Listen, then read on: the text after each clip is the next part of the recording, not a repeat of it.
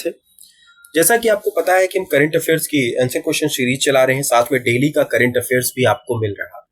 तो सबसे बड़ी बात हम आपको बता दें कि हम डेली के इसके बारे में चर्चा हो रही है, डेली करंट अफेयर्स के बारे में।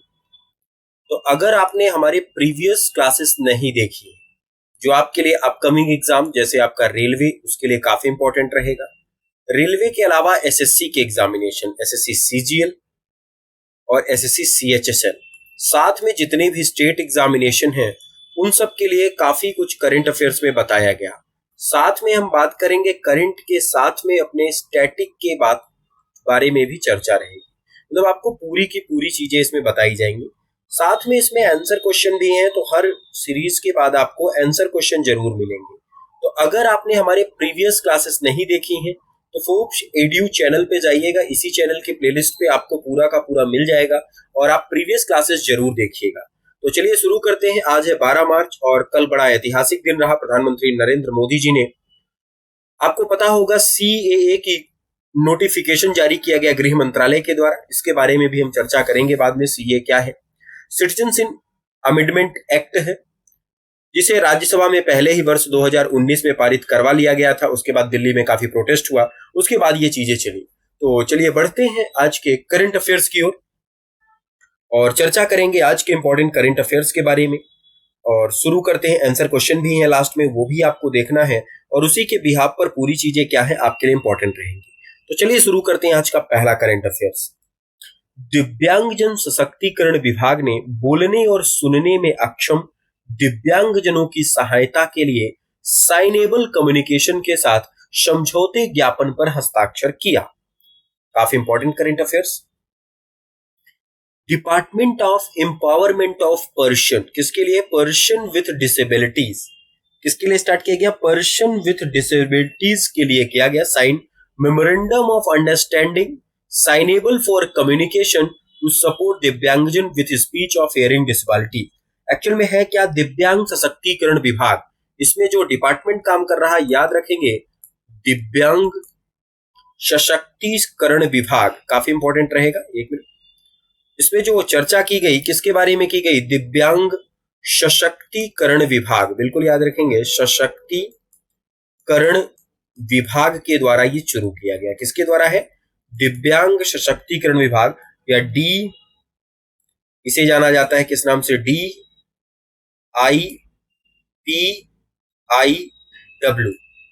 DIPIW ने वाक एवं श्रवण बधिर दिव्यांजनों की सहायता के लिए साइनेबल कम्युनिकेशन के साथ मेमोरेंडम ऑफ अंडरस्टैंडिंग की गई।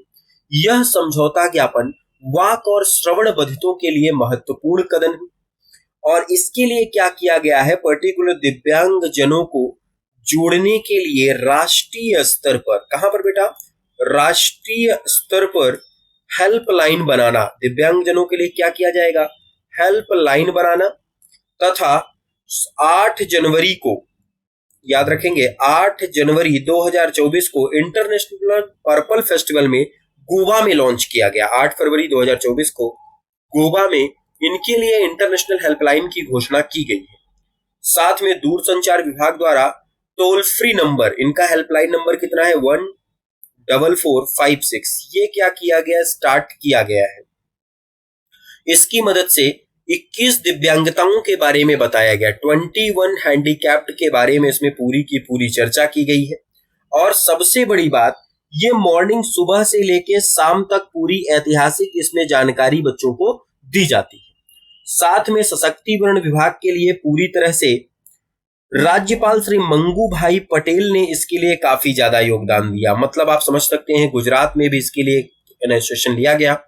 और दिव्यांग सशक्तिकरण विभाग ने बोलने और सुनने में अक्षम दिव्यांगों की सहायता के लिए साइनेबल कम्युनिकेशन का मतलब हुआ कि आपको पर्टिकुलर किसकी मदद से? साइनेबल का मतलब हुआ कि आपको इशारों की मदद से ज्ञापन दिया है कि इनको कैसे समझ में आई चीजें, उसके लिए। और इसी साल पर्पल फेस्टिवल में, कब बेटा? पर्पल फेस्टिवल में पूरी की पूरी घोषणा की गई थी, जिसमें दिव्यांग सशक्तिकरण विभाग के पूरा का पूरा ध्यान दिया गया। और आपको याद होना चाहिए कि दिव्यांगता दिवस कब मनाया जाता है? काफी इंपॉर्टेंट क्वेश्चन रहेगा कि दिव्यांगता दिवस कब मनाया गया? ये काफी इंपॉर्टेंट रहेगा, कमेंट सेक्शन में भी आपको बताना है। तो दिव्यांगता दिवस के बारे में बात की जाए तो अंतरराष्ट्रीय दिव्यांग दिवस का आयोजन पहली बार अगर आपसे पूछा जाए तो अंतरराष्ट्रीय दिव्यांगता दिवस का आयोजन पहली बार 3 दिसंबर 1992 को किया गया। कब किया गया बेटा? 3 दिसंबर 1992 को। और इसका ऑर्गेनाइजेशन की शुरुआत WHO ने किया था। संयुक्त राष्ट्र ने अंतरराष्ट्रीय विकलांग व्यक्तियों का वर्ष 1981 को कब घोषित किया? 1981 को संयुक्त राष्ट्र विकलांगता वर्ष भी घोषित किया था। बिल्कुल याद रखेंगे, संयुक्त राष्ट्र विकलांगता वर्ष भी इसको घोषित किया गया। और इसी पर पूरी चीजें क्या है आपके लिए इंपॉर्टेंट बनती हैं। तो दिव्यांगता सशक्तिकरण विभाग में बोलने और सुनने के लिए सहायता प्रदान की गई और इसके लिए 8 जनवरी 2024 को गोवा में एक हेल्पलाइन सेंटर चालू किया गया। हेल्पलाइन के नंबर की बात की जाए तो बिल्कुल याद रखेंगे, जो हेल्पलाइन नंबर था 14456 था और इसे राष्ट्रीय स्तर पर बनाने की घोषणा की गई। आपके लिए काफी इंपॉर्टेंट रहेगा। हम बढ़ते हैं अगले करंट अफेयर्स की। अगला, श्री नारायण राणे ने 9 मार्च 2024 को साकीनाका मुंबई में बहुउद्देशीय प्रदर्शनी सह कन्वेक्शन सेंटर की आधारशिला रखी। काफी इंपॉर्टेंट बना। श्री नारायण राणे, बिल्कुल याद रखिएगा, the person name is Shri Narayan Rane. काफी इंपॉर्टेंट।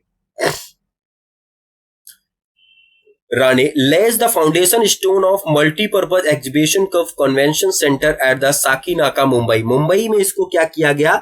स्टार्ट किया गया है। बिल्कुल याद रखिएगा, मुंबई में इसको क्या किया गया? स्टार्ट किया गया। क्या है ये?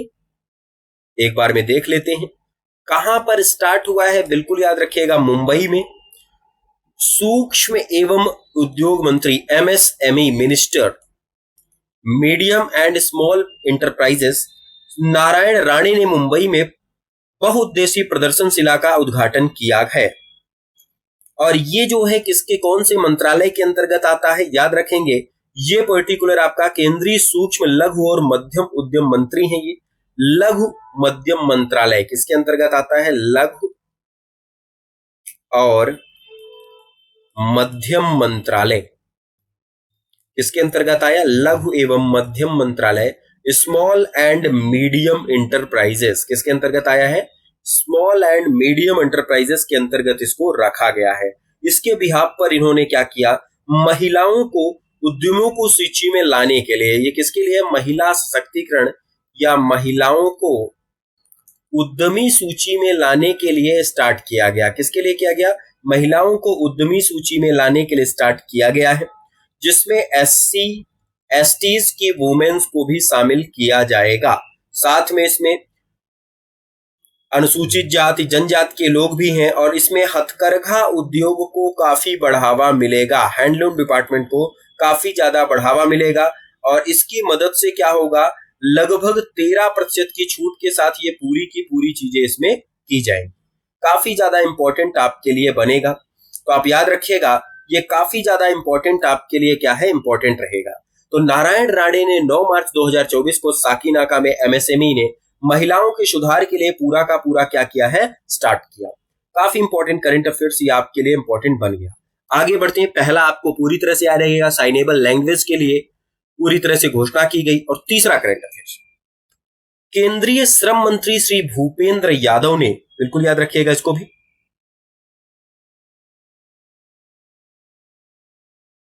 इंपॉर्टेंट किसके लिए है? केंद्रीय श्रम मंत्री श्री भूपेंद्र यादव ने 9 मार्च 2024 को अलवर राजस्थान में कर्मचारी राज्य बीमा निगम के उप क्षेत्रीय कार्यालय का उद्घाटन किया। किसका उद्घाटन किया है?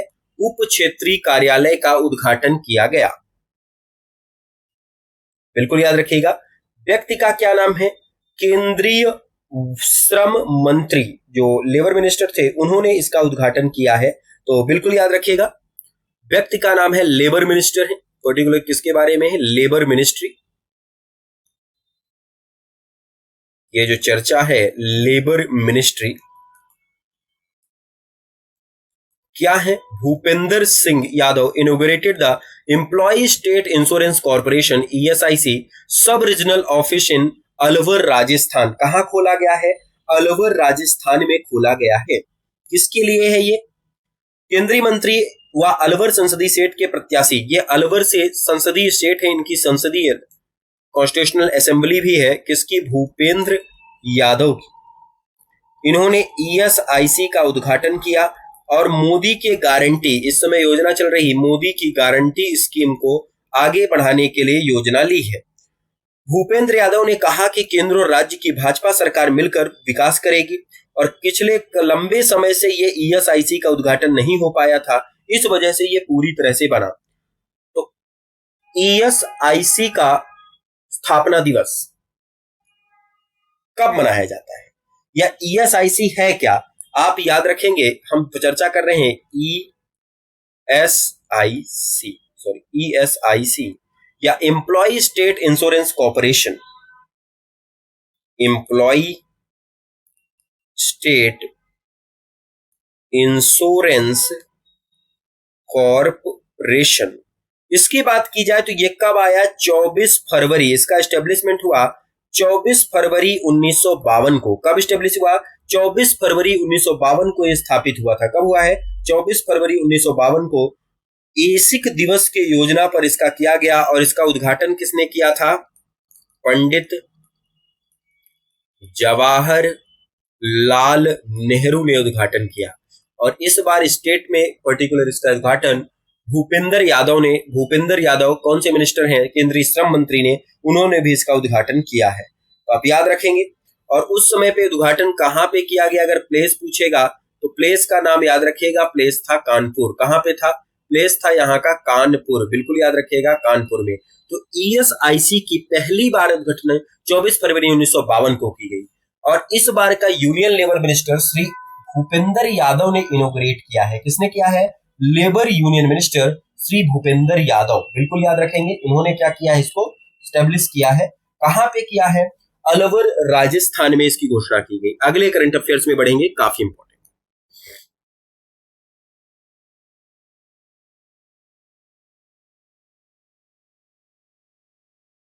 अगला,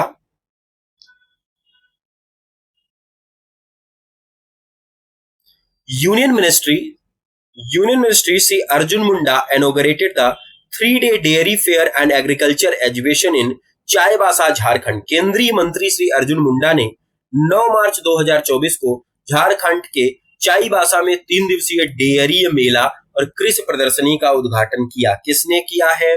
अर्जुन मुंडा। किसने किया है? अर्जुन मुंडा। कौन है ये? कौन सा मंत्रालय है? केंद्रीय कृषि एवं किसान कल्याण मंत्री। कौन है ये? केंद्रीय कृषि व किसान कल्याण मंत्री। केंद्रीय कृषि या किसान कल्याण मंत्री इनको बनाया गया है। अर्जुन मुंडा ने झारखंड के पश्चिमी सिंहभूम चाईबासा में उद्घाटन किया। डेयरी मेला एक ऐसा मंच है जहां डेयरी के नवीनतम, ये किस लिए हुआ था? डेयरी की नवीनतम तकनीक को किसानों तक पहुंचाना, नवीनतम तकनीक को किसानों तक पहुंचाना, इसके लिए किया गया। किसके लिए? डेयरी की नवीनतम तकनीक को किसानों तक पहुंचाने के लिए प्रयास किया गया। और देश में पशुपालक मतलब दुग्ध उत्पादन को बढ़ाना, इसका उद्देश्य क्या था? दुग्ध उत्पादन को बढ़ाने के लिए किया गया। और इसके लिए राष्ट्रीय डेयरी अनुसंधान संस्थान करनाल के द्वारा पहला आयोजित था। अब आपको याद रहेगा डेयरी अनुसंधान संस्थान कहां पे है? डेयरी अनुसंधान संस्थान अगर पूछा जाए तो ये कहां स्थित है? करनाल, हरियाणा में। बिल्कुल याद रखेंगे, ये स्थित कहां है? करनाल, हरियाणा में। बिल्कुल याद रखिएगा। और इसमें क्या होगा? जितने भी किसान हैं उनको डिफरेंट टेक्नोलॉजीज के बारे में पता चलेगा और कैसे इसको बढ़ा सकते हैं उसके आधार पर। साथ में फार्मर्स ऑर्गेनाइजेशन के बारे में काफी ज्यादा खाद्य उत्पादन को भी बढ़ाया जाएगा, कैसे बढ़ सकता है, कौन कौन से। साथ में पर्टिकुलर इन्होंने नाबार्ड के बारे में भी लोगों को बताया, कब आया, कैसे आया। तो ये पूरी चीजें इसमें इंपॉर्टेंट रहेंगी। अब हम बात कर लेते हैं आपके झारखंड के बारे में। अब हम चर्चा कर लेते हैं आपसे झारखंड। तो झारखंड की जो राजधानी है वो पर्टिकुलर कौन सी है? रांची, महेंद्र सिंह धोनी। झारखंड के मुख्यमंत्री व गवर्नर, काफी इंपॉर्टेंट रहेगा, आपको याद रखना है झारखंड के मुख्यमंत्री कौन और गवर्नर कौन है। तो झारखंड की राजधानी क्या बनी? महेंद्र सिंह धोनी का शहर रांची है। मुख्यमंत्री है पर्टिकुलर, याद रखिएगा, चंपई सोरेन। चंपई सोरेन शिबू सोरेन से संबंधित थे ये। पहले मुख्यमंत्री की बात की जाए तो रघुवर दास थे, जो गैर मुख्यमंत्री के पहले बार गैर मुख्यमंत्री बने। और गवर्नर की बात की जाए कि झारखंड के गवर्नर कौन है? झारखंड के गवर्नर, ये भी आपको याद रखना है कि झारखंड में कौन बने। राजधानी याद रखिएगा, काफी ज्यादा इंपॉर्टेंट रहेगा। और गवर्नर है यहां के, याद रखेंगे, सीपी राधाकृष्णन। कौन है? सीपी राधाकृष्णन को गवर्नर बनाया गया, काफी इंपॉर्टेंट। तो इन्होंने कहां पर घोषणा की? चाईबासा में। चाईबासा में डेयरी उत्पाद, किसानों के डेयरी उत्पादों को बढ़ाने के लिए ये बहुत बड़ा सिनेरियो इन्होंने किया। पहला करंट अफेयर्स, दूसरा और तीसरा, चौथा। आगे बढ़ते हैं। अर्जुन मुंडा कौन से मंत्रालय में थे? केंद्रीय कृषि व किसान कल्याण मंत्री, central agriculture and farmers welfare minister थे ये। अगली चर्चा, अगला करंट अफेयर्स, काफी इंपॉर्टेंट। केंद्रीय ऊर्जा मंत्री आर.के. सिंह और केंद्रीय सामाजिक न्याय मंत्री डॉक्टर वीरेंद्र कुमार ने 10 मार्च 2024 को मध्य प्रदेश के एनटीपीसी रिन्यूएबल एनर्जी लिमिटेड की 630 मेगावाट की बरेठी सौर ऊर्जा परियोजना की आधारशिला रखी। काफी important. Union energy minister R K. Singh and union social justice minister doctor Virendra Kumar laid the foundation stone of 630 megawatt Barethi solar power project. आपको पता है कि पेट्रोल और डीजल जाने के लिए रिन्यूएबल एनर्जी पर हम ध्यान दे रहे हैं। किस पर? रिन्यूएबल, या इसे जानते हैं नवीनीकृत ऊर्जा। किस पर ध्यान दिया जाएगा? नवीनीकृत ऊर्जा पर ध्यान दिया जाएगा। कितने करोड़ की परियोजना थी? याद रखेंगे, 630 मेगावाट की 3200 करोड़ की परियोजना है। कितने की परियोजना है? 3200 करोड़। और इसका उद्देश्य क्या है? 3 लाख घरों तक बिजली पहुंचाई जाएगी। कितने घरों तक? 3 लाख घरों तक बिजली पहुंचाने के लिए किए गई। केंद्रीय विद्युत नवीन एवं नवीकरणीय मंत्री आर.के. सिंह, सामाजिक न्याय मंत्री ने एनटीपीसी आरईएल की बरेठी का उद्घाटन किया है। ये कहां पे स्थित है? मध्य प्रदेश के छतरपुर में बरेठी में ये योजना का शुभारंभ किया गया। और इसके तहत अल्ट्रा मेगा नवीनीकरण ऊर्जा पावर हाउस योजना के तहत मॉड 8 में इसका काम किया जाएगा। कितने मेगावाट की है? 630 मेगावाट, बिल्कुल याद रखिएगा। बिजली की मांग 25% आपूर्ति को यह भरपूर कर देगा। और नवीनीकरण ऊर्जा का महत्वपूर्ण है। किसके लिए काम कर रहा है ये? नवीनीकरण ऊर्जा या रिन्यूएबल एनर्जी के ऊपर पूरा का पूरा ध्यान रहेगा। ये आपके लिए काफी इंपॉर्टेंट रहेगा। कहां पे हुआ है? छतरपुर पे, बिल्कुल याद रखेंगे। ये कहां पे गठित हुआ? छतरपुर, मध्य प्रदेश में बरेठी छतरपुर एरिया में पड़ता है। अगला करंट अफेयर्स, नवीन एवं नवीकरणीय ऊर्जा मंत्रालय ने 8 मार्च 2024 को अंतरराष्ट्रीय महिला दिवस 2024 के अवसर पर नवीकरणीय ऊर्जा में महिलाएं विषय पर संवाद आयोजित किया। आपको पता हो 8 मार्च को मनाया जाता है अंतरराष्ट्रीय महिला दिवस। कौन सा दिवस मनाया जाता है? बिल्कुल याद रखिएगा, अंतरराष्ट्रीय महिला दिवस या इंटरनेशनल वुमेन्स डे। कौन सा डे होता है? इंटरनेशनल वुमेन्स डे सेलिब्रेट होता है। और इस दिन क्या हुआ? प्रेरक लैंगिक समावेशन। कौन से विषय पर हुआ? प्रेरक लैंगिक समावेशन पर एक संवाद रखा गया, जिसकी मदद से समावेशी हरित योजना के लिए केंद्रीय ऊर्जा और नवीनीकरण मंत्री आर.के. सिंह ने वीडियो संदेश के माध्यम से वर्ष 2030 तक भारत की गैर जीवाश्म ऊर्जा को 500 मेगावाट तक बढ़ाएंगे। ये 500 मेगावाट तक गैर जीवाश्म ऊर्जा को बढ़ाया जाएगा। साथ में सूर्य की मदद से सन एनर्जी के ऊपर हर घर बिजली प्रोजेक्ट भी चलाया जाएगा। और इसी के तहत जितने भी प्रतिनिधित्व एवं नौकरी के अवसर पर समान अवसर प्राप्त होना चाहिए और कार्यक्रम को मूल रूप से इसके आधार पर मतलब महिलाओं को समान अवसर पर मतलब वुमेन्स को क्या दिया जाए, इक्वलिटी के ऊपर पूरी की पूरी बात की गई। और ये वुमेन्स डे कब मनाया जाता है? 8 मार्च को हर साल मनाया जाता है। Each and every year 8 of March को सेलिब्रेट होता है, बिल्कुल याद रखिएगा। और ये संवाद जो आयोजित हुआ ये महिलाओं के सशक्तिकरण के लिए आयोजित हुआ था। अगला करंट अफेयर्स, ये तो काफी इंपॉर्टेंट रहेगा और आपको पता डीडी न्यूज डीडी इंडिया के कार्यक्रम प्रस्तुतकर्ताओं की स्टाइलिंग पर सहयोग 9 मार्च 2024 को खादी और ग्रामोद्योग आयोग के अध्यक्ष श्री मनोज कुमार द्वारा शुरू किया गया। आपको पता है ये दोनों चैनल काफी पुराने और इसमें पर्टिकुलर खादी और ग्राम उद्योग को बढ़ाने के लिए, किसके लिए बढ़ाया गया? खादी व ग्राम उद्योग को बढ़ाने के लिए, क्योंकि लोकल फॉर वोकल के लिए काफी न्यूज चल रही, लोकल फॉर वोकल, इसके लिए मोदी जी ने काफी काम किया है। और इसमें किसका योगदान है? नरेंद्र मोदी ने। तो आपको पता है कि जितने भी सामान आ रहे हैं विदेशों से आ रहे हैं, इस वजह से खादी का प्रोडक्ट आप यूज करिए, ग्रामोद्योग को बढ़ावा मिले, इसके अध्यक्ष मनोज कुमार द्वारा चालू किया गया है। 3 अलग अलग समझौते पर हस्ताक्षर हुए और अमृत काल में नए भारत की इन्होंने टैग दिया है। आपको पता होगा कि इस समय हम अमृत काल मना रहे हैं और इस बार का नए भारत की आधुनिक खादी, नए भारत की आधुनिक खादी के ऊपर जोर दिया गया। नए भारत के आधुनिक खादी के ऊपर इसमें जोर दिया जाएगा। और खादी और ग्रामोद्योग के अध्यक्ष श्री मनोज कुमार सिन्हा भारत के एनबीसी, डीडी इंडिया और पर्टिकुलर किसमें? डीडी न्यूज में मोदी के दृष्टिकोण को आगे बढ़ाने के लिए किया और 150 करोड़ की सब्सिडी का भी प्लान रख दिया है। इन्होंने कहा 150 करोड़ की सब्सिडी योजना को भी हम क्या करेंगे? देखेंगे। और इसके आधार पर हैंडलूम को बढ़ावा दिया जाएगा। किसको बढ़ावा दिया जाएगा? हैंडलूम। और नेशनल हैंडलूम डे कब मनाया जाता है? 7 अगस्त को, बिल्कुल याद रखिएगा। नेशनल हैंडलूम डे 7 अगस्त को। और इन्होंने कहा कि इससे क्या होगा?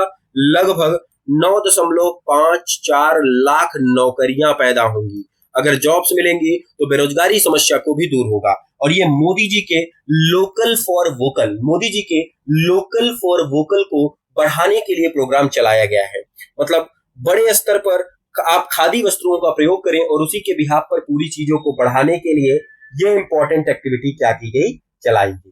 काफी इंपॉर्टेंट रहेगा, आपको याद भी रखना है। और इसके अध्यक्ष कौन है? मनोज सिन्हा जी। अगला,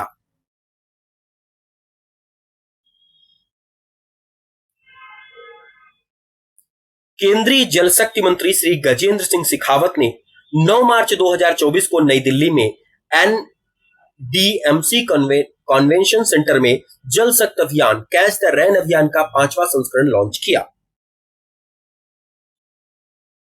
अब देखिए होता क्या था, अभी तक पर्टिकुलर बारिश के पानी को काफी ज्यादा बहा दिया जाता था, जिसको बचाने के लिए इन्होंने कैच द रेन मतलब वर्षा के जल को संरक्षण के लिए, वर्षा के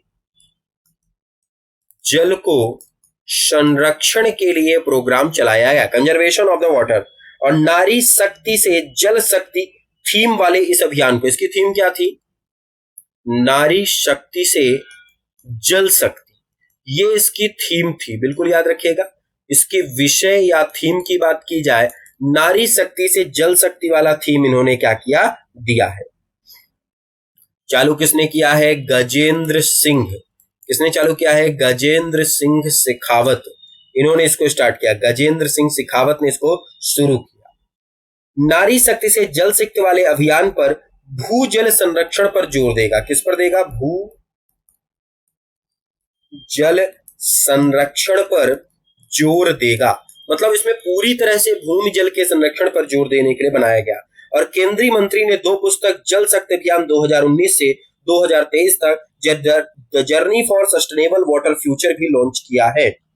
और इस कार्यक्रम की शुरुआत जल कलश समारोह से हुई थी। और इसमें नदी विकास विभाग, गंगा विभाग, बहुत सारे लोगों ने बात किया गंगा, नदी विकास, इन सब डिपार्टमेंट ने इस पर क्या किया, जोर दिया और इसी के बिहाफ पर चीजें की गई। तो ये आपका काफी इंपॉर्टेंट रहेगा। कैच द रैन योजना, इसकी थीम क्या बनाई थी इन्होंने, थीम थी नारी शक्ति से जल शक्ति। थीम क्या बनी थी, नारी शक्ति से जल शक्ति। और पूरी तरह से जल को कंजर्व करने के लिए, बचाने के लिए ये पूरा का पूरा सिनेरियो बना है।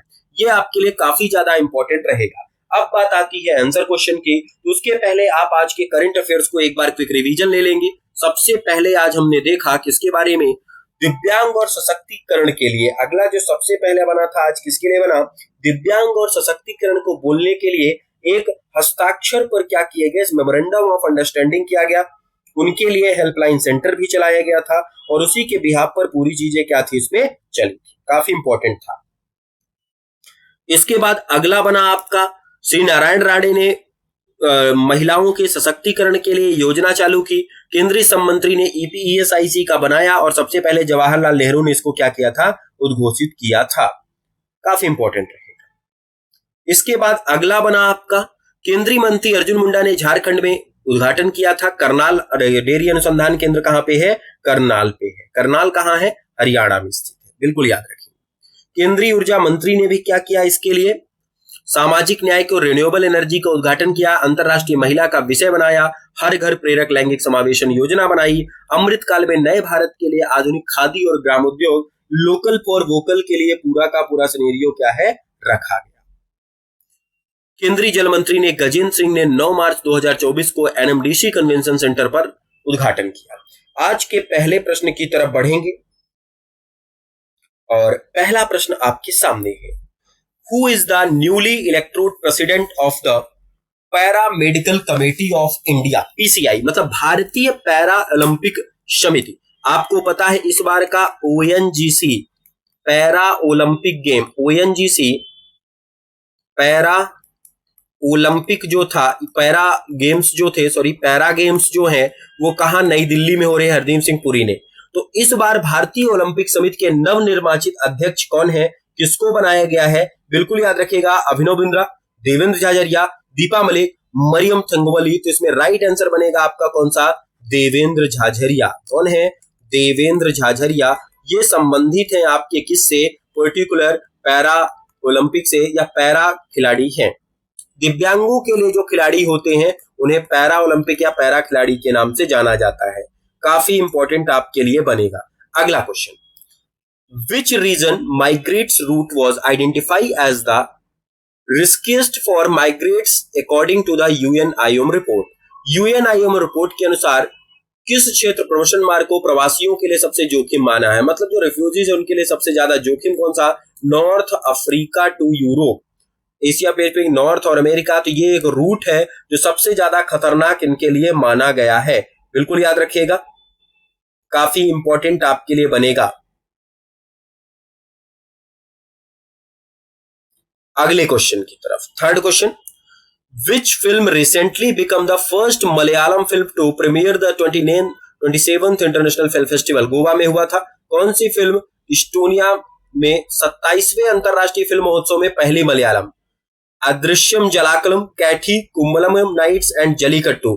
The film is the Adrishyam Jalakangalam, बिल्कुल याद रखेंगे, अदृश्य जलाकंगल। ये मूवी है आपकी जो पहली मलयालम की मूवी बनी है जो अंतरराष्ट्रीय फिल्म महोत्सव पर आई है। कहां आई है, अंतरराष्ट्रीय फिल्म महोत्सव में इसको रखा गया। किस में रखा गया, अंतरराष्ट्रीय फिल्म महोत्सव में। काफी इंपॉर्टेंट। फोर्थ क्वेश्चन की बात करेंगे, Which scheduled caste community represent is the specification emphasize the Reconstitutional National Committee of the Scheduled Caste? पुनर्गठित राष्ट्रीय अनुसूचित जाति आयोग ने किस अनुसूचित जनजाति के प्रतिनिधित्व पर विशेष रूप से जोर दिया, मतलब किसको दिया गया? रेनफोर्स्ड कॉन्क्रीट, सॉरी, विच शेड्यूल कास्ट, किसके लिए ये पर्टिकुलर किया गया? चमार, मधिगा, पासी, दलित। तो ये किसके लिए है पर्टिकुलर, याद रखेंगे, मधिगा के लिए। किसके लिए? जाति का प्रतिनिधित्व। अनुसूचित जाति आयोग ने किस जाति के समुदाय का प्रतिनिधित्व विशेष जो दिया है? मधिगा के। चमार एसटी में आती है पहले, पासी भी जो आपके अलग ट्राइब से शहद वगैरह निकलते हैं, और दलित सबके लिए कहा गया। तो कौन सी है? मधिगा। कौन सी ट्राइब बनी? मधिगा। लास्ट क्वेश्चन आज का, which technique is plan to be used in the construction of the dam for Dibang multipurpose hydro project. Dibang बहुउद्देशीय जल विद्युत परियोजना के लिए किस तकनीक का प्रयोग किया गया? Reinforce concrete, earthfill, roller compact concrete, gravitational. आपको पता होगा तो बांध बनाने के लिए अलग अलग टेक्निक का प्रयोग होता है। उसमें से अभी अभी बांध बना है दिबांग बहुउद्देशीय परियोजना। इसके लिए आरसीसी, कौन सी योजना प्रयोग की गई है? आरसीसी, रोलर कॉम्पैक्टेड कंक्रीट, इसका पूरी तरह से घोषणा की गई। और ये आपके एग्जामिनेशन के लिए काफी ज्यादा क्या है, इंपॉर्टेंट बनेंगे। तो क्लियर रखिएगा, यहां तक आपको पूरी तरह से क्लियर है। जो भी डाउट्स होंगे वो डाउट्स आप कमेंट सेक्शन पे, अगर आपने पिछला नहीं देखा तो क्लियर रखिएगा। साइन लैंग्वेज का घोषणा किसके लिए हुई थी, क्या क्या चीजें थी और क्या इंपॉर्टेंट इसमें बना है, ये आपके लिए काफी इंपॉर्टेंट 5 के 5 क्वेश्चन भी आपके लिए आ चुके हैं, जो एग्जाम पॉइंट ऑफ व्यू से काफी ज्यादा जरूरी रहेंगे। इसके आगे की चर्चा हम कल करंट अफेयर्स में बात करेंगे। आज आप यहां तक पूरा पढ़िएगा। मधिगा ट्राइब्स कौन सी बनी, क्या क्या चीजें थी, इस पे आगे की चर्चा के लिए हम क्या करेंगे, आगे की चीजें हम इसमें बात करेंगे। क्लियर रहेगा यहां तक पूरी चीजें?